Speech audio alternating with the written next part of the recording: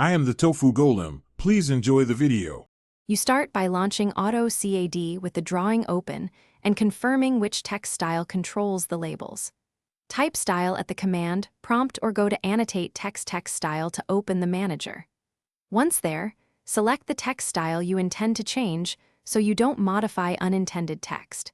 Make sure the font you want is installed on your system or available as an SHX file. This avoids missing font substitutions later and keeps consistency across layouts and PDFs.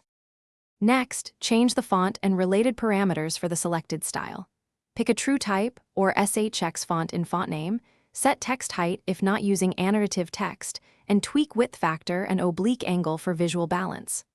Once done, apply and check sample text in model space so you can see how line spacing and alignment are affected. If you have custom SHX fonts, load them via the support file search path or use a font alt entry to map missing fonts, which prevents fallback fonts from breaking layouts. Finally, make the change take effect. Select existing text objects and set their style property to the updated style or use matchprop to transfer the style quickly. Then run region or re to refresh the display, and check layout and plot preview to confirm correct output and fit. If some text still shows differently, audit the drawing, verify support paths for SHX/TTF files, install missing fonts, or create a font map file. This single troubleshooting tip resolves most persistent font substitution issues. Thanks for watching.